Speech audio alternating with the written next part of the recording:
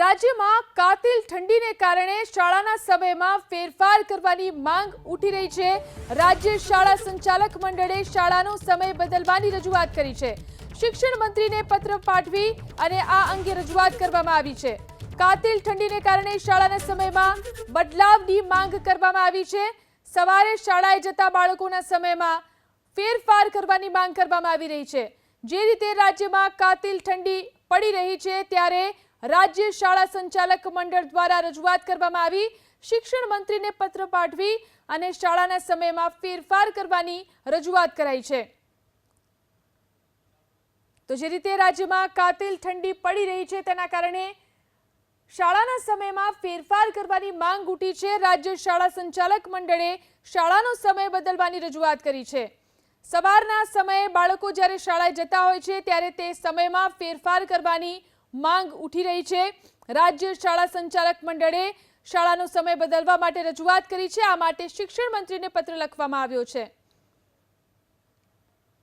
તો જે રીતે વહેલી સવારે બાળકો ઉઠી અને શાળાએ જતા હોય છે, કાતિલ ઠંડીના કારણે શાળાએ જવાનું મુશ્કેલ થઈ રહ્યું છે ત્યારે શાળાના સમયમાં ફેરફાર કરવાની માંગ ઉઠી છે। રાજકોટની અંદર શાળાના સમયમાં ફેરફાર કરવામાં આવ્યો છે ત્યારે શાળા સંચાલક મંડળ દ્વારા શાળાના સમયમાં ફેરફાર કરવાની રજૂઆત કરવામાં આવી છે। શિક્ષણ મંત્રીને પત્ર પાઠવી સવારની પાળીમાં સમય બદલવાની માંગ કરાઈ છે। રાજ્ય શાળા સંચાલક મંડળના અધ્યક્ષ ભાસ્કર પટેલ આપણી સાથે ફોન લાઈનથી જોડાયા છે। ભાસ્કરભાઈ, અત્યારે જે રીતે ઠંડીનો અનુભવ થઈ રહ્યો છે ત્યારે શાળાના સમયમાં ફેરફાર કરવાની માંગ ઉઠી રહી છે। હાજી, આમાં એવું છે કે ગુજરાત માધ્યમિક શિક્ષણ બોર્ડે ભૂતકાળમાં એનો શાળા સમય 7:30 વાગ્યાનો કરવાનો ઠરાવ કર્યો હતો અને આજે આપણે સૌ જાણીએ છીએ કે નલિયામાં 6 ડિગ્રી અને સૌરાષ્ટ્રમાં 8-9 ડિગ્રી, દક્ષિણ ગુજરાતમાં 8-9 ડિગ્રી, અમદાવાદ અને એમાં પણ લગભગ 9-10 ડિગ્રી છે।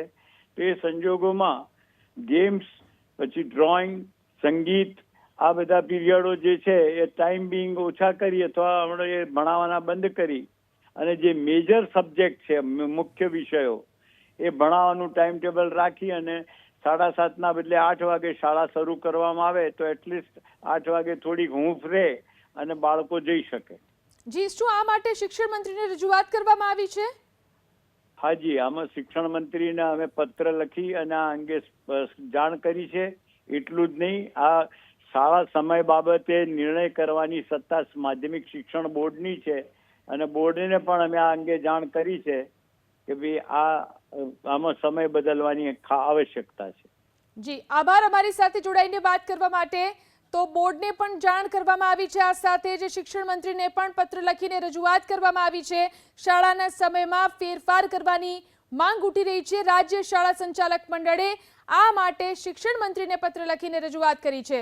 જે રીતે રાજ્યમાં કાતિલ ઠંડીનું મોજું જોવા મળી રહ્યું છે તેના કારણે હાલ આ માંગ પ્રબળ બની રહી છે।